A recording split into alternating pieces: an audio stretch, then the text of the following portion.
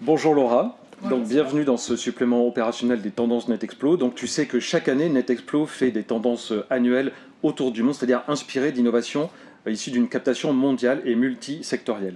Chaque année, donc cette année c'est The New Now, chaque année nous avons une grande tendance qui nous complétons par une tendance mensuelle. Donc cette année, c'est la tendance The New Now qui est complétée par la tendance mensuelle sur la parité et l'équité en entreprise, l'égalité femmes-hommes. Et notamment, page 30 de notre livre The New Now, nous avons cette notion d'équité qui est mise à l'honneur. Donc Laura, tu es CEO de Legend Daily, qui consacre des interventions inspirantes et des formations engagées pour le leadership féminin.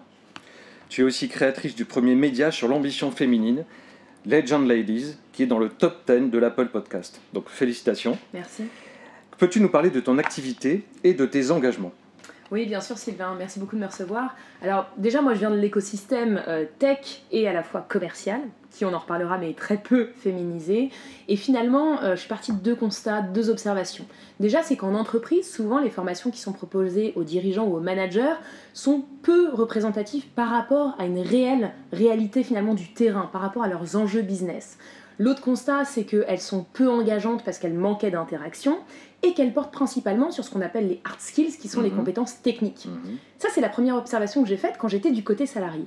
Et puis ensuite, je me suis rendu compte, encore une fois en étant une femme dans la tech sur des fonctions commerciales, qu'il y avait des femmes brillantes, mais qu'elles étaient très peu représentées. Je rappelle quand même que les effectifs des femmes dans le numérique, qui est l'un des enjeux majeurs d'aujourd'hui, encore plus de demain, c'est 17%.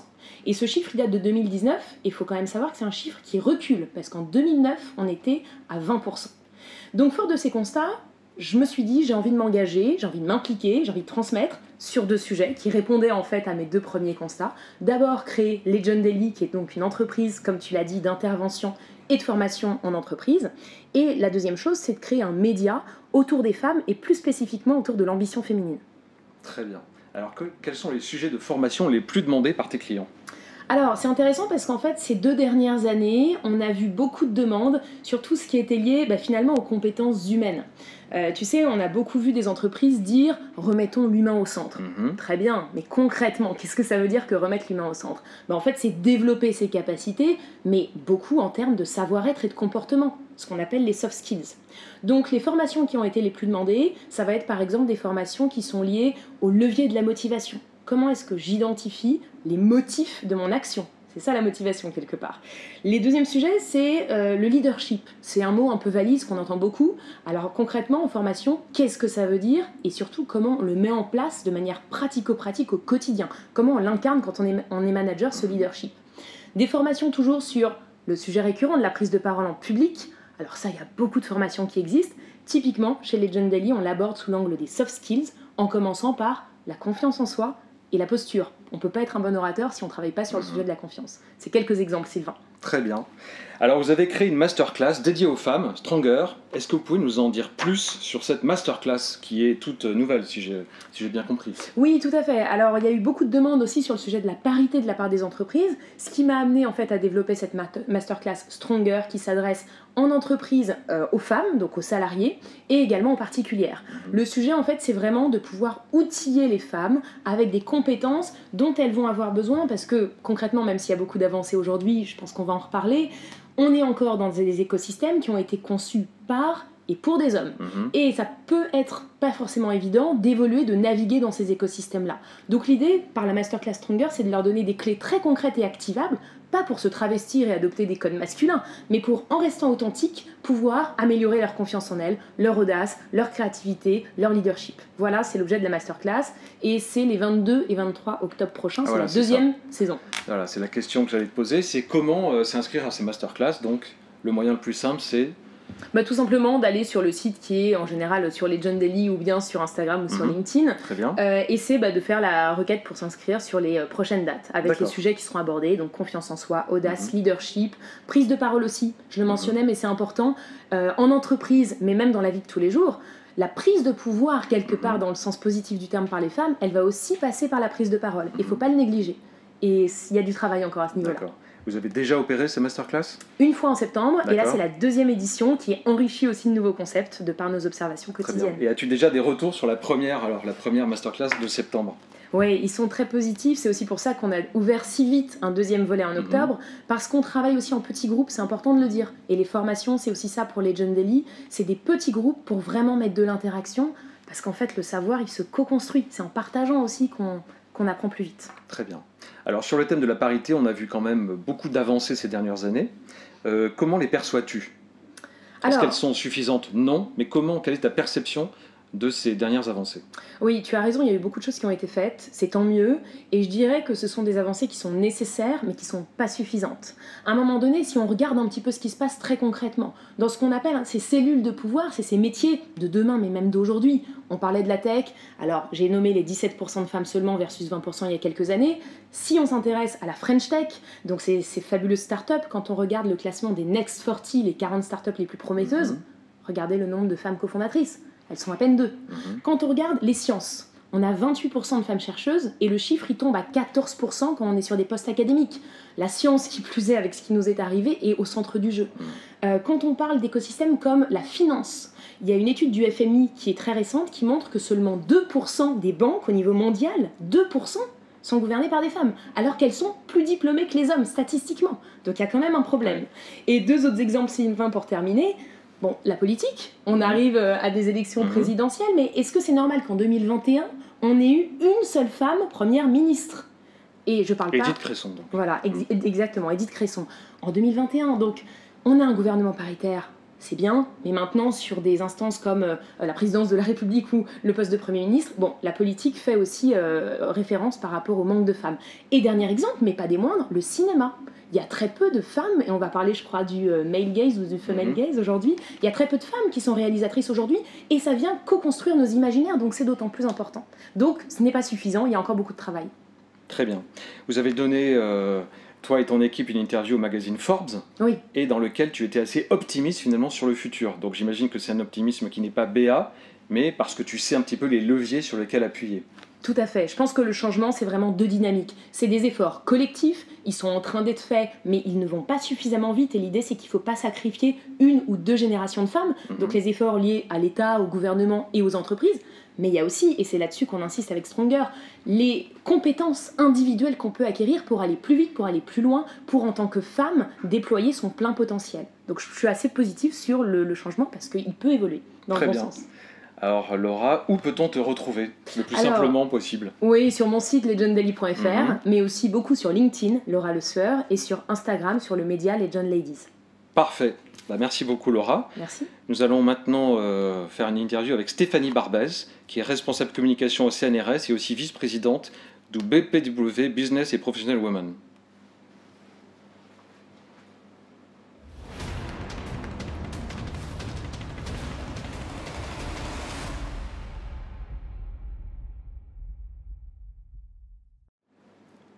Donc Stéphanie Barbès, vous êtes responsable communication CNRS Hauts-de-France et aussi vice-présidente du BPW Lille, donc Business et Professional Women. C'est un double engagement, pro et perso. Pouvez-vous nous décrire vos actions en faveur de l'égalité femmes-hommes au sein du CNRS? Oui, le sujet de l'égalité femmes-hommes, il est important au sein de l'organisme du CNRS qui a créé il y a 20 ans maintenant la mission pour la place des femmes, qui est en fait un observatoire, une sorte d'observatoire qui est chargé d'impulser, de conseiller et d'évaluer la prise en compte du genre au sein de la politique globale de l'établissement.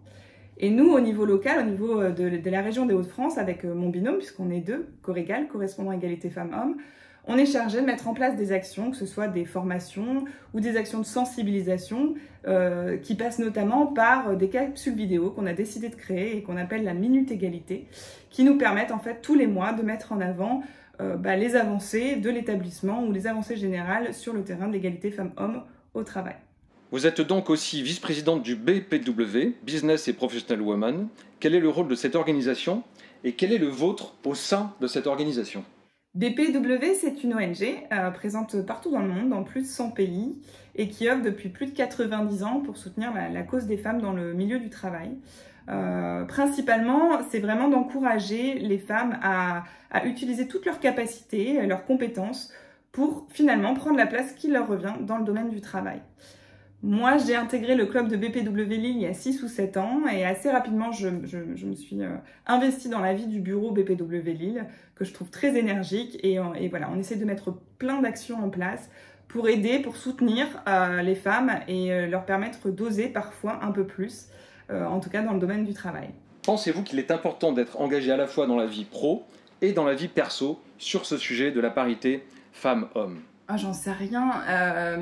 Ça appartient à chacun, je pense. En tout cas, pour moi, je me suis jamais vraiment posé la question, en fait. À partir du moment où c'est un sujet qui vous prend les tripes, auquel vous croyez profondément, qui se rattache à des valeurs, qui se rattache à des convictions, peu importe, en fait, dans quel domaine vous choisissez de vous engager, dans l'un, dans l'autre, peu importe. Moi, je me dis... Je suis multiple en fait, je suis une femme, je suis une chef de service, je suis un membre du collectif de direction à part entière, mais je suis aussi une sœur, une tante, une future mère.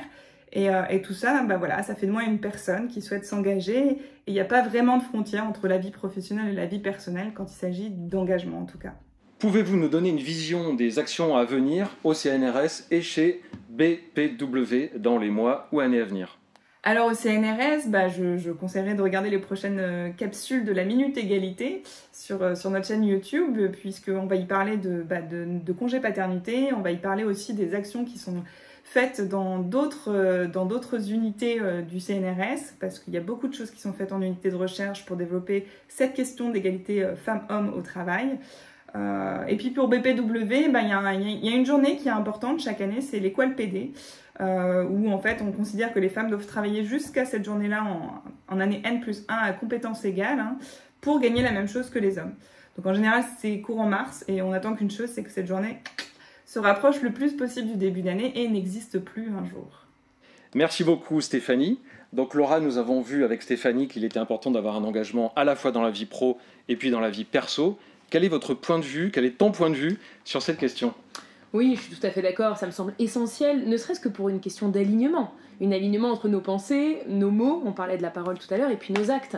Il y a plein d'exemples sur les femmes, il y a le sujet de la maternité, il y a le sujet de la rémunération. La frontière, honnêtement, aujourd'hui, elle est très floue, pour ne pas dire inexistante, entre le pro et le perso. Donc je pense que oui, il faut un engagement sur les deux volets. Donc un engagement de tous les instants. Oui. Parfait.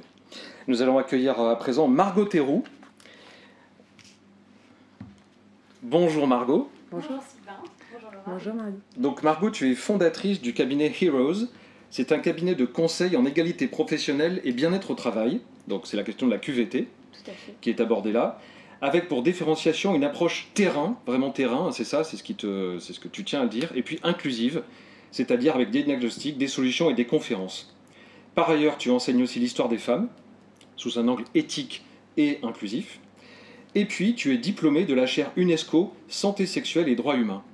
Donc, sur le site de l'UNESCO, on peut lire que cette chaire vise à, j'ouvre les guillemets, développer une génération de citoyens, citoyennes éduqués à interagir sans violence de genre, sexuelle et sexiste. Alors, c'est donc un pari sur l'avenir. Tout à fait. Aujourd'hui, en fait, tout au long, on a tendance à penser que la question de l'égalité homme-femme, c'est une question qui est actuelle. Or, la casquette de professeur sur l'histoire des femmes que j'ai me permet de dire non. En fait, ce sont des enjeux qui sont au cœur des débats, des institutions et de notre société depuis, entre guillemets, la nuit des temps.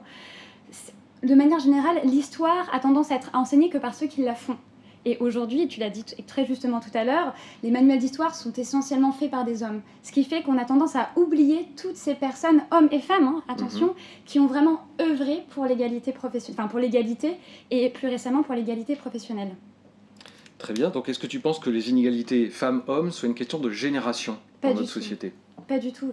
La question des inégalités femmes-hommes, c'est une question qui est centrale depuis le début de notre histoire, et je dirais depuis le début de notre histoire judéo-chrétienne, à partir du moment où on a voulu faire une différence entre les hommes et les femmes. Après, c'est vrai, et on a connu des avancées assez extrêmes, mais extrêmement rapides, je veux dire, depuis 150 ans, avec les premières vagues féministes et la prise de conscience que les femmes, elles avaient le droit de vote. Très bien. Est-ce que tu peux nous dire un mot sur la chaire UNESCO Santé sexuelle et droits humains ? Quel est son but, quel est son programme, quel est son contenu en quelques mots ? Alors, la chaire UNESCO Santé sexuelle et droits humains, c'est une chaire qui a été développée en partenariat avec l'Université de Paris et l'UNESCO, qui vise à former des professionnels de santé essentiellement aux questions de santé sexuelle et de droits humains. La santé sexuelle, il faut savoir que c'est une dimension qui regroupe 4 volets, un bien-être physique, émotionnel, mental et social. La question de droit, c'est de savoir aujourd'hui qu'est-ce qu'on peut faire et qu'est-ce qu'on ne peut pas faire. Et en fait, reprendre mes études et m'inscrire dans cette chaire, ça m'a permis vraiment d'avoir une vision encore plus globale et plus holistique de cette question de l'égalité professionnelle et de voir à quel point elle touchait toutes les sphères. Très bien. Alors revenons à votre cabinet Heroes. Donc comment apportez-vous des solutions concrètes aux entreprises? Alors ce qu'il faut savoir, c'est que, et je pense que tu l'as dit tout à l'heure, c'est la prise de conscience. Aujourd'hui, cette prise de conscience, elle doit être double. D'une part par les entreprises et d'autre part par les collaborateurs et les collaboratrices qui la forment. Pour cette prise de conscience, on intervient à 2 niveaux. De fait, au niveau des entreprises, on leur montre concrètement via des audits qu'il y a des enjeux, ou pour ne pas dire des problèmes, et au niveau des collaborateurs et des collaboratrices qui, la plupart du temps, ne savent pas et n'ont pas conscience de tous ces enjeux, de tout ce qui se joue. Que par exemple, mettre une réunion un mercredi matin à 9h, c'est juste pas possible. Et comme on le dit, le diable se cache dans les détails. Donc par 2 interventions, on intervient au côté entreprise avec les audits, et puis côté collaborateur avec des formations. D'accord, très bien. Alors quels sont les leviers précis et concrets, alors soit qui existent ou qui n'existent pas encore, mais que vous aimeriez bien mettre en place, que vous identifiez pour mettre vraiment cette égalité femmes-hommes en action dans le monde professionnel? Alors aujourd'hui, à date, j'ai 2 leviers principaux qui sont à niveau macro et micro. Macroéconomique au niveau des entreprises. Pour moi, la question de l'égalité homme-femme ne sera pas réglée tant que la question de la parentalité ne le sera pas non plus. On a eu la nouvelle loi au mois de juillet qui allonge le congé paternité de 14 jours à 28 jours, mais ce n'est pas assez. Encore une fois, il faut que les entreprises fassent en sorte que la question de la maternité et de manière générale de la parentalité ne soit plus un problème, puisque là où les écarts se creusent entre les hommes et les femmes, c'est à partir de l'arrivée du premier enfant. Donc c'est ce point-là qu'il faut mettre en place des choses concrètes, avec notamment un accompagnement à la parentalité, avec la mise en place de services de garde notamment. C'est des petites choses toutes simples qui peuvent véritablement changer. D'accord. Et puis sur le plan micro, et c'est l'objet de ma recherche en ce moment, qui est l'impact sur les couples avec la question du salaire. Oui, c'est ça, vous êtes en plein travaux de recherche en ce moment sur la question, sur la sphère intime finalement d'un couple vis-à-vis de son salaire, de sa vie professionnelle. Tout à fait. Aujourd'hui, en fait, on a tendance à penser que on parle tellement de vie pro, vie perso, qu'on a l'impression que quand on rentre chez soi, on oublie finalement notre journée de travail, les 2 heures de transport, la grève du RER, du train, et hop, on arrive à la maison, pompé l'op, tout va bien, c'est la fête. Non. Donc en fait, là, simplement, vous êtes d'accord toutes les deux pour dire que c'est complètement illusoire de dire qu'on a une vie perso et puis une vie pro, que finalement la frontière n'existe plus et que c'est une seule vie avec différentes facettes, différents moments. Tout à fait, mais non seulement moi je suis d'accord et je suis très admirative de l'action de Margot parce que finalement elle commence par la connaissance, on oublie, mais l'information c'est le pouvoir. Donc cette connaissance, et elle brise des tabous, on parle de santé sexuelle, on parle de salaire, on parle de couple, et en plus elle va dans le détail avec des actions concrètes dans l'entreprise et sur le terrain comme elle le disait, donc oui, tout à fait aligné. Très bien. Alors donc parlez-nous de cette recherche. Alors c'est encore tout frais, mais en gros dans le cadre de ma chaire UNESCO, la chaire UNESCO santé sexuelle et droits humains, j'ai commencé à faire une enquête sur l'impact sur les couples hétérosexuels lorsque la femme gagne plus que l'homme. Et en fait quand j'ai parlé de ça sur les réseaux sociaux, sur LinkedIn, en fait il y a plein de personnes qui m'ont écrit en message privé en me disant mais mon Dieu, je m'en dispute depuis 6 mois avec mon mec et je sais pas ce qu'il a et je sais enfin pourquoi. Et donc dans cette optique-là, je vais continuer cette recherche et puis depuis la rentrée, je suis co-thérapeute de couple dans un cabinet dans le 15e arrondissement où en fait la question du salaire, bien évidemment, est abordée. D'accord, et ça vous le voyez, sans trahir le secret médical bien sûr, et vous commencez à le voir dans ces consultations, au cœur du couple, c'est un sujet. Exactement, en fait c'est là où à peu près toutes mes casquettes se rejoignent, c'est que le fait de savoir qu'on a quand même 2000 ans d'histoire judéo-chrétienne en France où on a toujours dit aux hommes qui devaient gérer le foyer, enfin qui ne devaient pas gérer le foyer, qui devaient rapporter de l'argent, quand une femme gagne plus qu'eux, en fait de suite il y a 2000 ans d'atavisme, d'inconscient en fait qui vient être bousculé. Et parfois ils en ont même pas conscience. Et même s'ils en avaient conscience, ça serait trop violent en fait. Donc on y va doucement. Et là non plus, c'est pas une question de génération, donc à t'entendre. Non, pas du tout. Moi, je ne crois pas au défaitisme, mais je pense qu'à chaque génération fait son pesant de cacahuètes. C'est pas très beau, mais elle fait son chemin aussi, prend en compte les considérations sociétales actuelles et les fait avancer. Tout à fait. Alors, est-ce que Laura, tu as une question pour Margot ? Alors, pas une question, mais une remarque par rapport à ce que disait Margot dernièrement. Je trouve ça intéressant d'avoir une approche aussi liée au couple parce que le sujet de la parité, de la diversité et des femmes, il est central. Je trouve que parfois, dans les communications, on a tendance à oublier les hommes du sujet. Parce que si on veut changer, et c'est ce à quoi contribue Margot, la culture, quelque part, sociétale ou dans les entreprises, il faut parler effectivement aussi aux hommes. Puisque les repères sont chamboulés, parce que beaucoup de choses changent pour le meilleur, il faut aussi leur donner les clés Bah oui. des bons comportements, de pouvoir s'y retrouver. Et je pense que ce dialogue inclusif avec les hommes, il est fondamental. Ouais, bah oui, enfin, il faut juste faites le test autour de vous, hein, demandez, tu te sentirais comment si, alors dans les couples hétérosexuels, je précise, hein, si ta femme gagnait plus que toi ou ta compagne, etc. Et il va y avoir souvent un mouvement de recul. Et moi, j'ai beaucoup d'amis, j'ai 30 ans, qui me disent ah non, moi je pourrais pas. Mais en fait, cette phrase-là, je ne peux pas, mais qu'est-ce que tu ne peux pas? Qu'est-ce que tu ne peux pas assumer ton rôle d'homme, tu ne peux pas assumer ton rôle de conjoint, tu te sens comment, etc. Enfin, c'est fascinant. D'accord. Donc Voilà. on voit qu'un enjeu vraiment sociétal peut vraiment avoir des implications au sein du couple, voire peut-être trouver sa source au sein du couple.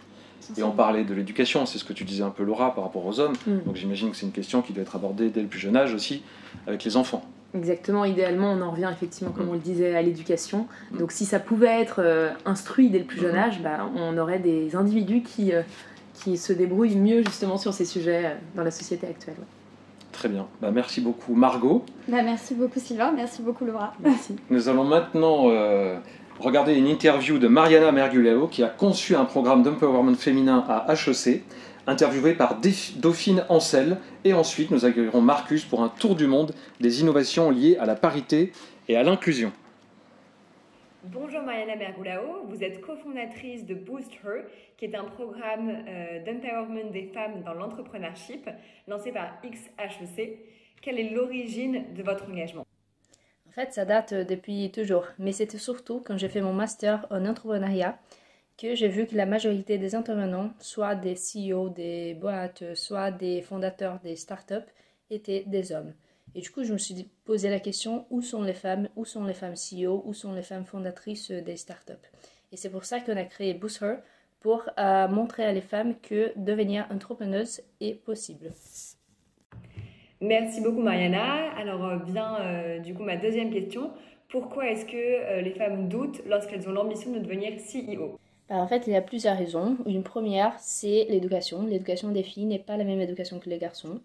Les garçons, on se concentre beaucoup plus sur le fait d'essayer, de prendre des risques. Par contre, les femmes, c'est beaucoup plus sur la perfection et le fait d'être une bonne élève.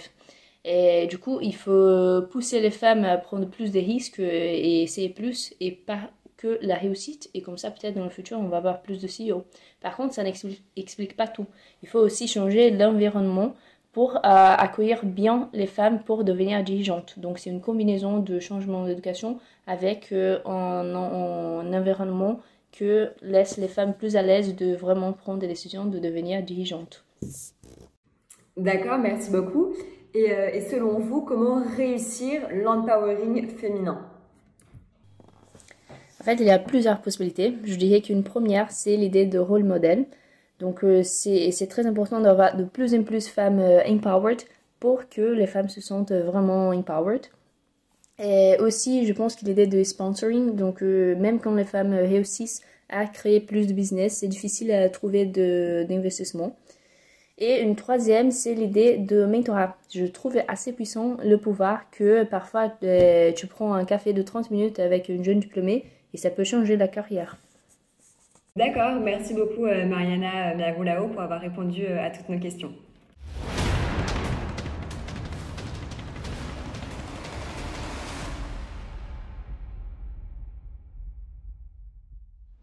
Et maintenant, Marcus, bienvenue. Donc Marcus qui est VP Intelligence chez NetExplo, qui pilote la captation internationale toute l'année pour les tendances, donc 2021. Nous sommes sur la tendance 2022 actuellement.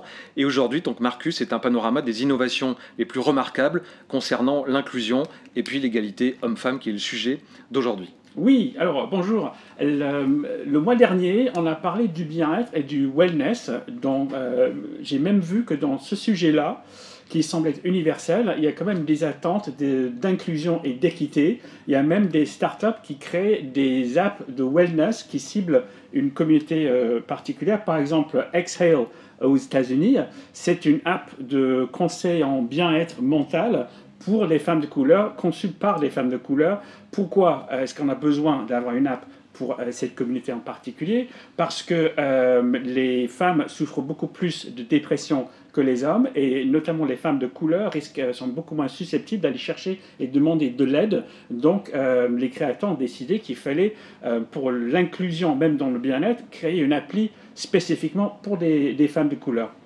Donc ça, c'était pour dire que les attentes d'équité, de diversité et d'inclusion créent des opportunités pour les startups qui ciblent les entreprises, notamment aux États-Unis. Je vais surtout parler des States aujourd'hui, où le sujet a tendance à s'appeler DEI, Diversity, Equity and Inclusion. À noter que selon LinkedIn, le poste de Chief Diversity Officer, c'est le poste exécutif qui a connu le plus de croissance en offre d'emploi en 2020. Et McKinsey a fait une étude qui a démontré que les entreprises où il y a plus de diversité et de parité hommes-femmes sont plus rentables, et les entreprises qui sont diverses sur le plan culturel et ethnique sont encore plus rentables de 33% que la moyenne. Donc il y a aussi un enjeu financier, et c'est pour ça que je vais parler aujourd'hui de startups, notamment des États-Unis, qui sont là pour aider les entreprises à favoriser la diversité, l'équité et l'inclusion. La première étape, c'est sans doute au niveau du recrutement qu'on peut favoriser la diversité, parce qu'on a besoin d'être sûr que les candidatures qui sont acceptées dans l'entreprise proviennent de tous les horizons. Comment est-ce qu'on fait ça? Mais d'abord, il faut que les offres d'emploi n'excluent personne. Vous avez Textio qui utilise l'intelligence artificielle, un processus qu'eux ils appellent Augmented Writing. Ils passent en revue les posts sur LinkedIn et aussi les offres d'emploi pour être sûr que le langage utilisé, sans faire exprès, n'exclut personne. Par exemple, ici, on a l'exemple, plutôt que de dire men and women, on va plutôt dire people, pour ne pas, par exemple, exclure les personnes non-binaires. On pourrait même mettre people of all genders. Il y a des grosses entreprises qui ont utilisé ce service et ils ont dit que ça leur permet tout de suite d'avoir un réservoir de candidatures plus diverses et de combler plus vite les postes vacants. Une start-up qui vient d'Israël, c'est l'étape suivante, c'est faire en sorte que les postes soient ouverts à tout le monde. Donc là, on est passé de la diversité à l'équité. Donc l'idée derrière Talania, c'est que tout le monde soit sur un pied d'égalité. Alors pour faire cela, ils tiennent compte de facteurs psychosociologiques, voire linguistiques, c'est-à-dire le fait que les femmes, quand elles postulent à un emploi, se survendent moins que les hommes. Ils calculent que les hommes vont mettre plus de compétences sur le CV, en nombre et en qualité que les femmes. Et ça, c'est aussi selon l'origine ethnique, ses habitudes. Donc on rend anonyme les CV et ensuite on ajuste le ratio de satisfaction des critères selon l'ethnicité, l'origine, le sexe des candidats. Donc là, on est dans l'équité dans le recrutement. Comment convaincre les entreprises que l'équité, c'est vraiment un enjeu de business? Mais il y a ensuite la startup Pipeline qui prétend prouver par des chiffres que le manque d'équité entre hommes et femmes dans l'entreprise coûte très cher. Avec des données statistiques, on va montrer que le retour sur investissement, quand on cherche la parité dans le recrutement et dans la promotion, c'est quelque chose qui rapporte, avec des exemples très concrets à l'appui. Et on peut même quantifier le progrès des entreprises avec des KPI dans ces domaines-là. Donc, la diversité, c'est assez facile à mesurer, mais même l'équité, on peut même, selon ces startups au moins, qui est créé par quelqu'un qui s'annonce comme gender economist, on peut montrer que l'équité, c'est quelque chose qui se mesure et même qui se chiffre. Après la diversité et l'équité, on passe à l'inclusion. On peut dire que c'est encore plus difficile à mesurer que la diversité et l'équité, mais cette entreprise Cassiopeia, qui vient d'Israël, analyse des métadonnées internes dans la communication de l'entreprise pour savoir si des personnes d'un certain groupe sont moins sollicitées pour les rendez-vous, pour les réunions, pour les discussions que d'autres. Et on essaie de déceler dans la communication interne tout comportement exclusif, c'est-à-dire des micro-agressions, du micro-harcèlement, des préjugés pour les corriger et créer des KPIs chiffrés sur le progrès dans ce domaine. Donc même l'inclusion ici, c'est quelque chose qui peut se mesurer, comme dans le cas de Canaris, qui vient des États-Unis. Vous connaissez peut-être Glassdoor, qui est un site qui permet à tous les salariés de noter leur entreprise, un peu comme dans TripAdvisor, et même de donner leur salaire. Alors Canaris, c'est un petit peu comme un Glassdoor, mais pour l'inclusion. C'est-à-dire, on peut mesurer l'inclusion si on donne à tout le monde sa voix, si tout le monde peut s'exprimer. Donc on peut ensuite mesurer si les gens ont vraiment le sentiment d'appartenir à l'entreprise. C'est peut-être ça l'inclusion. Est-ce qu'ils ont ce sentiment d'appartenance ou pas? Et finalement, on peut se poser la question, si on peut mesurer la diversité, l'équité et l'inclusion, qu'est-ce qu'on peut faire si on constate qu'il y a un manque d'inclusion, d'équité dans le traitement dans une entreprise? Ben, on peut utiliser la réalité virtuelle, comme pour tout. Là, c'est une entreprise qui s'appelle Vecture, qui a créé un outil pour les entreprises qui s'appelle Perspectives, qui prétend pouvoir créer de l'empathie, parce qu'on n'aura pas d'inclusion sans empathie, dans l'entreprise. On se met dans la peau d'un personnage, notamment une femme qui s'appelle Sue, qui subit des microagressions, qui n'est pas invitée à toute la réunion, juste pour se rendre compte des problèmes qui existent, même dans des entreprises qui se croient progressives. Donc on voit que c'est quand même un secteur en pleine expansion. La diversité, l'équité et l'inclusion, les entreprises ont un discours sur ce sujet, mais visiblement, il y a des startups qui proposent des outils qui permettent de mesurer cela et même voir le coût économique du non-respect de ces critères. Donc ça veut dire que certaines entreprises qui auraient la tentation de se vanter de respecter l'inclusion, la parité, etc., finalement sont dans la fantasphère, au sens où elles n'ont rien pour le prouver.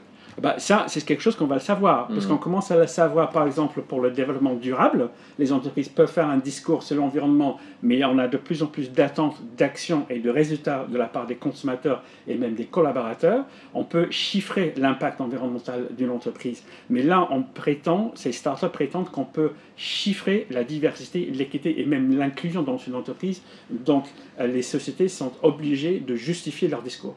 Très bien. Pour Laura, la fantasphère, c'est une notion que nous avons créée dans ces tendances-là, qui se rapproche un petit peu du métaverse, mais en plus intéressant. Laura, est-ce que tu as des questions pour Marcus, ou bien des remarques sur certaines des innovations que nous avons vues? Je trouve que le dernier sujet, celui de la mesure effectivement de l'impact de ces initiatives, il est fondamental. Et juste une remarque par rapport à ce que disait Marcus sur la notion du recrutement, qui était l'un des premiers sujets présentés. J'ai envie de dire simplement aux femmes, postulez au job de vos rêves, tout simplement parce que les études montrent, et vous en avez aussi parlé, que les femmes attendent d'avoir 90% des compétences requises sur la fiche de poste pour postuler, quand les homologues masculins, à partir de 60%, ils y vont. Donc mesdames, allez-y. Et soyez moins raisonnables. Oui, et voilà. Et vantez-vous comme les hommes.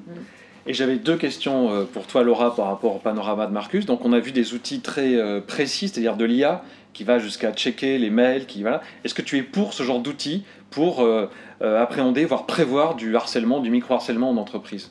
Oui, je suis clairement pour ces outils, tant qu'ils vont dans le bon sens. Je pense qu'il faut toujours se poser la question, quand on parle d'outils un petit peu futuristes comme ça, à un moment donné s'arrêter en se disant, est-ce que le progrès, c'est vraiment le progrès? Parfois il y a des effets pervers, parfois il y a des effets retard, mais en tous les cas les utiliser à bon escient, bien sûr. Pas de manière aveuglée, mais oui, les utiliser, je suis pour. Très bien. Et d'autre part, ce sujet de la parité femmes-hommes est souvent abordé sous un aspect éthique, sociétal, et là on a vu que des innovations l'abordent sous un aspect strictement productif. Est-ce que c'est un argument aussi qui peut faire avancer la cause? Je pense qu'effectivement, on n'est pas dans un monde de bisounours. Il faut l'envisager sous cet angle-là, tout simplement parce que c'est la meilleure porte d'entrée pour les entreprises. À la fin du compte, les entreprises regardent effectivement ce que coûtent les initiatives, ce qui est rentable ou pas rentable. Donc oui, cet angle-là me semble important pour passer le pas dans les grandes entreprises et même les moyennes ou les plus petites. Très bien. Merci beaucoup, Marcus. Nous allons accueillir à présent l'autrice de ce magnifique livre.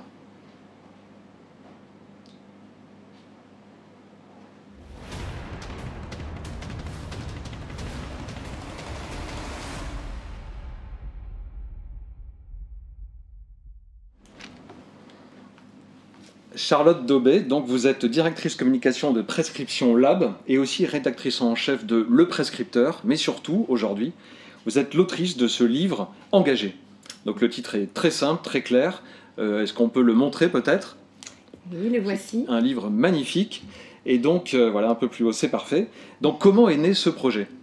Alors tout d'abord, merci de m'avoir invité sur le plateau. Merci de me recevoir pour la sortie de ce livre, qui est mon premier livre en fait, celui que je signe seule pour la première fois. Félicitations.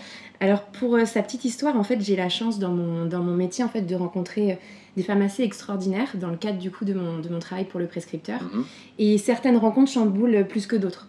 Quand on rencontre une journaliste comme Rokhaya Diallo, on en sort un petit peu chamboulé. Quand on parle avec Charlotte Abramoff, photographe aussi, quand on discute avec Inès Leonarduzzi qui a fondé la fondation Digital for the Planet, pareil, on est chamboulé dans ses idées. Et très rapidement, j'ai eu envie en fait de rassembler ces femmes dans un livre. Et c'est comme ça que Engagée est né. Donc j'y retrace en fait, j'y révèle 13 conversations que j'ai eues avec ces 13 femmes que je considère comme des rôles modèles et qui s'expriment en fait autour de 5 thématiques différentes. La première, c'est la lutte contre les stéréotypes sexistes. Ensuite, la lutte pour l'égalité homme-femme au travail, l'éducation des enfants, la libération de la sexualité féminine et la protection de l'environnement. Et le fil conducteur de ces 5 sujets, c'est la remise en cause de notre société patriarcale. D'accord. Est-ce que vous, personnellement, vous avez eu d'autres actions avant ce livre-là à propos de ce combat ? Alors, pour être honnête, Sylvain, en fait, ce livre, c'est vraiment le premier projet le plus abouti pour moi sur la question de l'empowerment féminin. Après, c'est vrai que ça fait 5 ans que je travaille pour le magazine Le Prescripteur et que j'ai voulu y insuffler en fait une ligne éditoriale engagée. Donc, j'ai créé des rubriques dans ce magazine comme la bibliothèque féministe où je partage des conseils de lecture, des rencontres de femmes effectivement qui partagent leurs convictions. Mais c'est vraiment ce livre qui consacre un peu toutes les idées que j'avais envie de défendre. Et je vois vraiment ce livre comme, non pas comme un aboutissement, mais plus comme un point de départ pour moi, parce que j'ai vraiment envie d'aller plus loin et de continuer à mettre en lumière des femmes qui nous ouvrent la voie. D'accord. Tout à l'heure, nous avons un petit débat sur la vie perso et la vie pro. On était tous d'accord pour dire que c'était un petit peu une illusion, c'était un petit peu factice comme distinction. Est-ce que c'est aussi ton avis ? Moi, je partage complètement ta position. Après, je pense qu'il y a des métiers où c'est plus ou moins facile de mêler les deux. Moi, dans mon métier, c'est facile de défendre mes convictions dans mon travail. Après, chacun fait un petit peu ce qu'il veut, mais c'est vrai que quand on parle des droits des femmes, c'est difficile d'être engagé dans la vie privée et pas dans la vie professionnelle et vice-versa. Après, chacun fait avec ses moyens. Je pense par exemple à Anne-Cécile Melfert qui prend la parole dans ce livre-là et elle explique que chacun peut trouver une manière en fait de s'engager. Moi, j'ai choisi la voie de l'écriture. Certains trouvent le podcast. D'autres vont s'investir dans des associations ou tout simplement avoir une attention particulière à l'éducation de ses enfants. D'accord. J'ai une question pour toutes les deux sur le rôle modèle. C'est une notion très importante selon moi et selon plein d'autres personnes. Donc, est-ce que tu as un avis, tu en parlais ? Pour toi, c'est vraiment un levier très puissant ? Ça me semble en fait essentiel d'avoir des femmes qui nous montrent que c'est possible. Et en fait, ça permet d'ouvrir la voie, tout simplement. Et d'ailleurs, c'est le sous-titre de mon livre, « Engager ces femmes qui nous ouvrent la voie ». Tu peux remontrer je le remonte. Ouais. En fait, l'idée, c'est vraiment de... Moi, c'est un peu cette image que j'ai en tête. Je vois des femmes avec un sabre dans la jungle, elles défrichent, et nous, derrière, le chemin, il est tracé. D'accord, donc il y a une notion de combat quand même, d'histoire de sabre, c'est sûr, de jungle, toute façon, la question des droits des femmes, l'histoire nous montre que c'est un combat et qu'il ne faut rien lâcher. D'accord. Laura, sur cette question précise du rôle modèle, est-ce que tu as, toi, une conviction sur ce sujet ? Oui, je rejoins complètement Charlotte. Moi, sur le Media Legend Lady, je dis que ce sont des femmes qui ont su tracer leur voix et faire entendre leur voix. Et sur le sujet des rôles modèles, je trouve qu'on manque cruellement ce que j'appelle des rôles modèles de proximité. C'est-à-dire ? Parce que quand on parle de femmes inspirantes, on va penser à Michelle Obama, à Christine Lagarde. Bon, il y en a plein, pas qu'elles, bien sûr. Donc tu voudrais dire qu'elles sont un petit peu inaccessibles. Exactement. Et que du coup, on perd le côté le rôle modèle si elles sont trop inaccessibles. Tout à fait. Je pense qu'il faut justement, et c'est ce que fait cet ouvrage, montrer le parcours très concret de femmes avec des clés. Et ce livre est magnifique, sur des rôles modèles, effectivement, qui sont plus à notre portée, qui sont tout aussi inspirantes de par leur engagement et leurs actions. Et je pense que c'est vraiment nécessaire. Je reviens sur le livre, l'objet maintenant, donc sur le design de ce livre qui est assez exceptionnel. Donc comment avez-vous eu cette collaboration avec cet artiste que vous allez nous présenter en 2 secondes ? Oui, je suis super contente que tu me poses la question parce que c'est vrai que j'ai eu à cœur avec mon éditrice qui m'a fait vraiment confiance sur ce projet de faire un beau livre, parce que je pense que pour sensibiliser à ces thématiques, c'est sympathique d'avoir un livre déjà qu'on trouve esthétiquement joli. Et je suis très heureuse d'avoir pu travailler avec Malika Favre. Donc Malika Favre, c'est une femme dont je suis le travail depuis plusieurs années, qui a une approche très minimale, graphique et engagée aussi de l'illustration. Et on a travaillé sur des dessins en fait à double lecture qui fonctionnent un petit peu comme des énigmes. Voilà, comme des visuels. Énigmes, exactement. Par exemple, si vous regardez la couverture que je vous remonte comme ça, si vous la regardez rapidement, vous vous dites c'est une femme avec les cheveux au vent. Mais si vous regardez avec un petit peu plus d'attention, vous remarquez qu'en fait ses cheveux c'est un envol d'oiseau. Et je vais vous faire du coup une petite devinette. Laura, tu es prête ? Allez. Est-ce que tu es prête ? Moi, c'était au jeu. Là, par exemple, qu'est-ce que tu vois pour la thématique sur l'éducation des enfants ? Moi, je vois un visage de fille et de garçon très basiquement. Voilà, et en fait, la seconde lecture Ah oui. t'invite à regarder la silhouette qui se dessine dans la queue de cheval de la petite fille. C'est ça. Point levé. C'est une femme au point ouais. levé. Voilà. Et en fait, Malika a fait un travail extraordinaire pour inciter en fait, le lecteur à se poser, prendre le temps et questionner l'image qu'il a en face de lui. Et je pense que c'est ce qu'on est tous invités à faire aujourd'hui. Beau à lire et beau à voir. Exactement. Donc on va plonger dans le livre et je sais que tu as 13 conversations, dont 13 portraits et que je t'ai demandé d'en présenter 3. Donc, en rapport avec la thématique d'aujourd'hui, tu as dû faire des choix, c'est difficile évidemment, Oui. tu les aimes toutes à égalité. Oui. Donc est-ce que tu peux nous dire les 3 personnes que tu as retenues là aujourd'hui? Effectivement, c'est un choix cornélien parce que c'est 13 femmes. Déjà, j'ai eu du mal à en sélectionner 13 pour ce livre, donc là, en sélectionner 3, c'est encore plus difficile. Mais effectivement, par rapport aux thématiques qui ont été abordées là pendant l'émission, la première personne à laquelle je pense, c'est Insa Felassini. C'est une femme en fait qui a lancé un podcast qui s'appelle Ma Juste Valeur. Hop, je vous la montre ici. Voilà. Et cette femme est extrêmement inspirante parce qu'elle a créé ce podcast gratuit à destination des femmes, parce qu'elle part du principe en fait qu'il y a une grande inégalité salariale dans le monde de l'entreprise et que les femmes manquent souvent d'outils pour défendre cette position. Et avec son podcast, elle donne en fait des clés hyper concrètes pour les femmes pour qu'elles déterminent leur juste valeur. Et une phrase qu'elle m'a dite et qui m'a pas mal fait travailler, c'est votre entreprise est la première entité à connaître votre juste valeur, mais elle est aussi la première à ne pas souhaiter que vous la connaissiez. Comme ça, vous n'allez pas bien négocier votre contrat. Et elle donne des exemples très concrets de déjà savoir la déterminer, savoir ensuite la défendre par des outils de négociation, penser aux avantages en nature et savoir partir quand la négociation ne fonctionne pas bien. Donc ça, c'était la première femme. La deuxième femme, c'est une femme qui ouvre l'ouvrage, c'est Anne-Cécile Melfert, qui est fondatrice de la Fondation des femmes.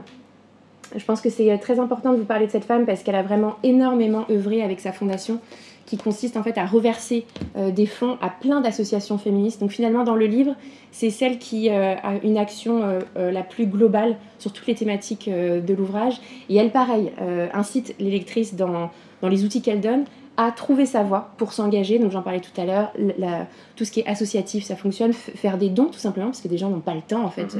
Ça demande de l'énergie, hein, on sait ce que c'est.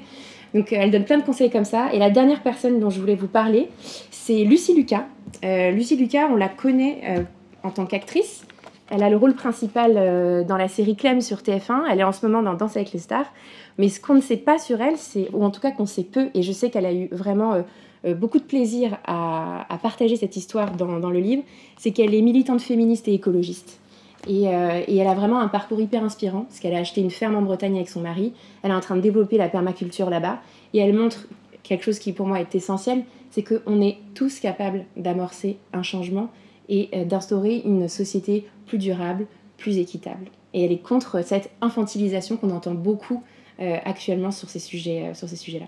Très bien. Merci beaucoup Charlotte. Laura, est-ce que tu as des questions ou des remarques pour Charlotte? Non, je trouve que c'est un ouvrage qui est fascinant. Et je trouve qu'il fait le pont avec un autre sujet qui est celui de la sororité. Parce que finalement, moi j'ai beaucoup observé en entreprise rapidement que on nous a tellement répété que c'est difficile d'accéder à des postes à responsabilité qu'il y a parfois un syndrome où quelque part il y a un réel manque de communication et de sororité et de soutien. Et c'est un vaste sujet, on pourrait en débattre, mais ce que je trouve remarquable aussi dans cet ouvrage, c'est que quelque part, Charlotte met en lumière ses parcours de femmes de manière à la fois simple et audacieuse, je trouve, sur ce livre que j'ai pas eu le temps de lire dans son intégralité, mais j'ai hâte de la voir. Et finalement, c'est aussi ça la sororité, c'est faire le marchepied les unes avec les autres, et c'est important, et on le fait pas assez, et je trouve que voilà, ça a aussi beaucoup de sens sur ce sujet-là. Parfait. Merci beaucoup Charlotte. À mettre entre toutes les mains, femmes et hommes bien compris, sûr, mais bien sûr, voilà, comme tu m'as invité, je sais déjà qu'il est déjà entre tes mains. Exactement, donc merci beaucoup. Merci. Merci beaucoup Laura de nous avoir accompagnés tout au long de cette émission. Plaisir. Donc peux-tu nous redire où te trouver pour les formations Stronger et puis Legend Ladies? Tout à fait, pour les interventions et les formations, c'est sur legenddaily.fr. Sinon, c'est sur LinkedIn à Laura Le Sueur et également sur Instagram sur le média Legend Ladies. Très bien. Et petit clin d'œil, peut-être ton t-shirt, est-ce que tu peux... Oui. Tu as des cheveux, mais tu oui, as tout une... à fait. Voilà, donc t-shirt en accord avec le thème de l'émission aujourd'hui. Oui, encore une fois, un clin d'œil sur la sororité, puisque c'est important de parler des initiatives. Des femmes qui œuvrent dans ce sens. C'est la marque qui s'appelle Septem. Alors là, c'est pas une combinaison, c'est un t-shirt, mais c'est une marque qui fait beaucoup de combinaisons, qui est quelque part une sorte d'empowerment. Parce que l'empowerment des femmes, bien sûr, qui va passer sur les pensées, les croyances, et il faut aussi arrêter l'autocensure, et ça va commencer par la confiance en soi, mais il faut rien négliger non plus, c'est-à-dire que bien sûr que les vêtements peuvent à un moment donné donner une certaine assurance et un certain pouvoir, et c'est ce que œuvre, c'est dans ce sens qu'œuvre cette marque qui s'appelle Septem. Ouais. Parfait, merci beaucoup. Donc le sujet du prochain Global Trends Opérationnel sera sur le branding dans le métaverse ou grâce à la tech, donc un tout autre sujet. En tout cas, merci beaucoup Laura. Merci Sylvain.